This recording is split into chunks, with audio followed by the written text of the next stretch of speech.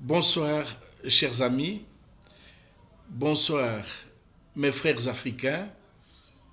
Je m'adresse spécialement aux Africains qui sont sur place en Afrique, également aux Africains de la diaspora qui se trouvent sur d'autres continents.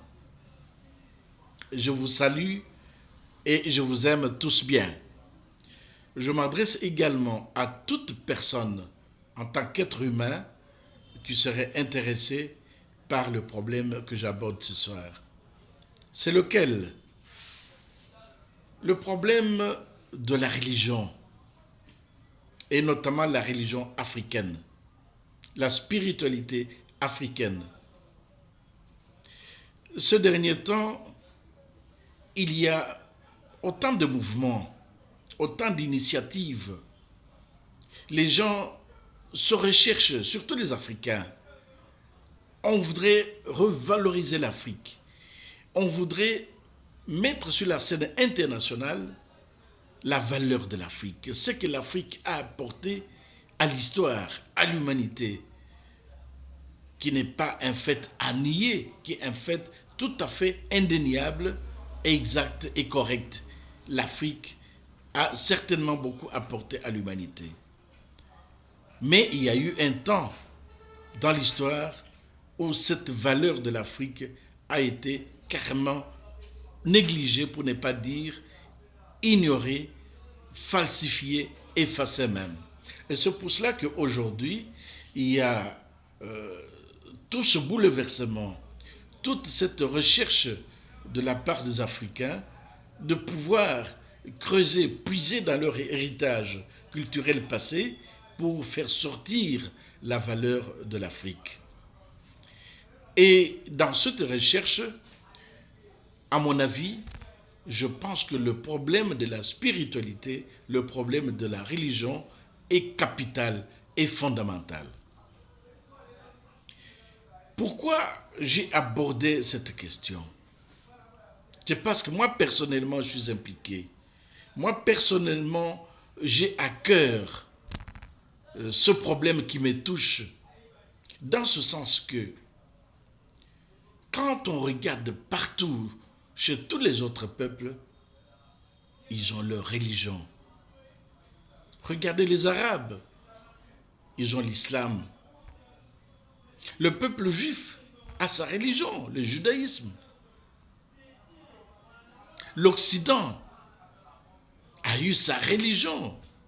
Nous pouvons même la nommer le christianisme, même si aujourd'hui on commence à temporiser, etc.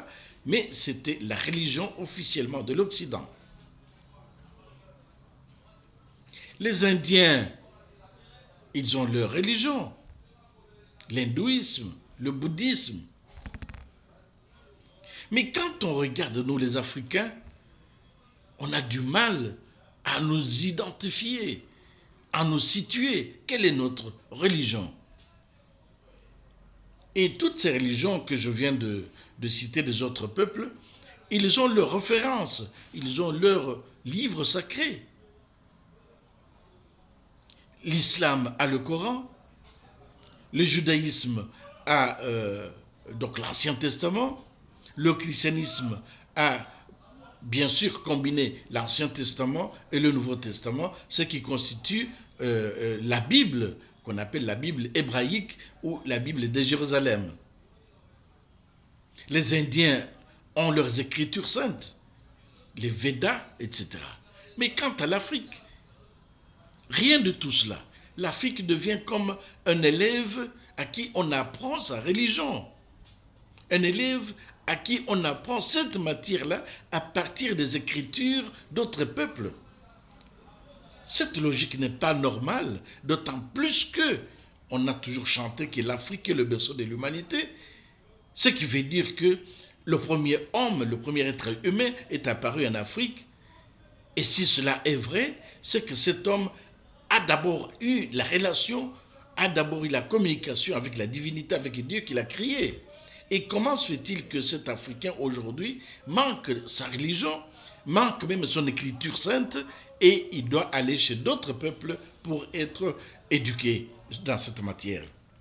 C'est ça que je trouve, il y a un malaise là-dedans. Et c'est pour cela que moi j'invite aujourd'hui les Africains à réfléchir là-dessus, à définir notre religion, la religion de nos ancêtres.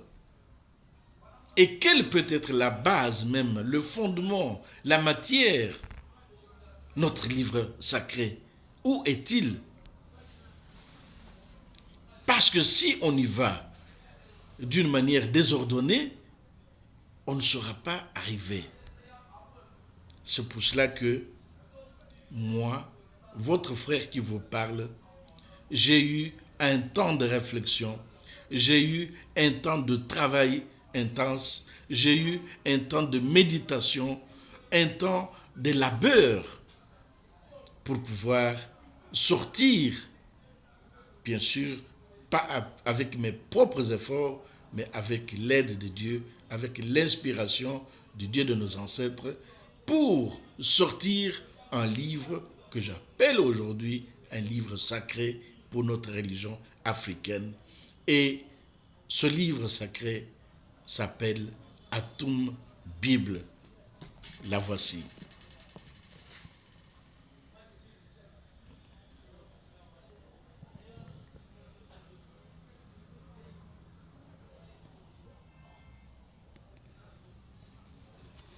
Certes, vous me poserez la question, de quoi s'agit-il?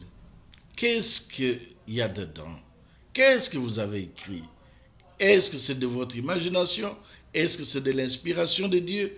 Qu'est-ce que vous avez écrit dans ce livre? Ce qu'il y a dedans, c'est notre histoire. C'est notre expérience. L'expérience de l'Afrique, l'expérience de l'Africain, cette expérience à partir de l'intervention de notre Dieu que j'appelle le Dieu de nos ancêtres, depuis l'Égypte antique jusqu'à aujourd'hui.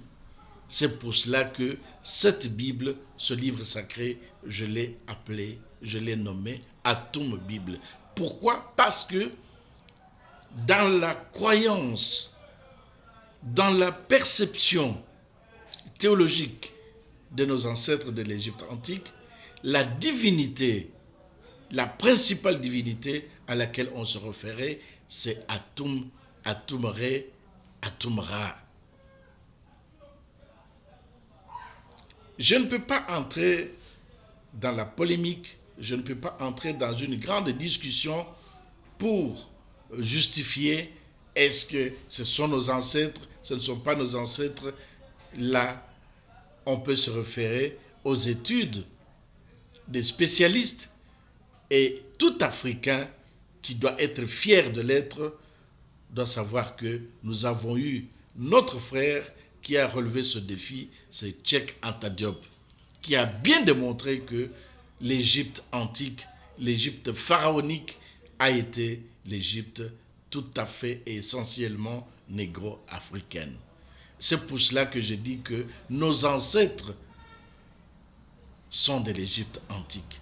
Nos ancêtres ont cru en cette divinité qui est Atum, et c'est à partir de cette divinité, c'est à partir de cette croyance que j'ai eu l'inspiration d'écrire ce livre. Et aussi, pour relever ce défi, que nous ne pouvons pas méditer, nous ne pouvons pas réfléchir, nous ne pouvons pas faire la théologie, soi-disant la théologie africaine, mais sur base des livres sacrés d'autres peuples. Ça ne tient pas, ça ne colle pas. Il faut notre propre vérité. L'Afrique doit commencer à écrire ses propres vérités, à exprimer ses propres croyances, pas à répéter seulement ce qu'on nous a dit, ce qu'on nous a enseigné, qui est venu d'ailleurs, mais plutôt ce qui sort de nous-mêmes, ce dont nous sommes sûrs que ça provient de nos pères, ça provient de nos grands-pères, ça provient de nos arrière-grands-pères, de nos ancêtres. Même si c'est comment, parce qu'on ne peut pas se moquer, on ne peut pas renier nos parents. Même si tu as un parent pauvre, même si tu as un parent qui est sale, il faut le laver, il faut le présenter, il faut être fier de son parent parce qu'il nous a mis au monde, parce qu'il nous a éduqués, parce qu'il a eu souci de nous. Alors nos ancêtres, de qui nous provenons, nous sommes leur descendance, eh bien, nous devons les connaître, faire cet effort-là pour connaître nos origines, faire cet effort-là pour savoir qui ont été nos ancêtres, comment ils ont vécu, comment ils ont cru en Dieu, quel est ce Dieu-là, et de là, nous valoriser aujourd'hui. Parce que si nous manquons cela, nous ne sommes que des bidons vides. Nous allons seulement être des caisses de résonance pour d'autres populations, pour d'autres peuples, pour d'autres religions, alors que du plus profond de nous-mêmes, ça ne nous concerne pas. Mes chers frères, le débat est long. Je ne pourrai pas l'épuiser aujourd'hui et en quelques minutes. J'ai seulement annoncé que nous avons désormais un livre saint. Je le dis un livre saint parce qu'il est né de l'inspiration divine, de l'inspiration de notre Dieu, de l'inspiration du Dieu de nos ancêtres. Parce qu'il a vu que ses enfants souffrent, pleurent, sont dispersés, sont en train d'imaginer toutes sortes de croyances.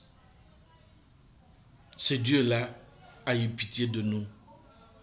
Ce Dieu-là a écouté nos prières et il nous a aidés. Et il est venu lui-même pour nous montrer son chemin, nous remontrer son visage. C'est ça, Atome Bible, l'histoire qui va faire avec nous le dialogue. Je ne dirai pas le débat, parce que pour le moment, j'expose ce qui m'a été inspiré et ce qui est sorti et ce que vous voyez ici. Je vous remercie pour cette première échange avec vous. Merci.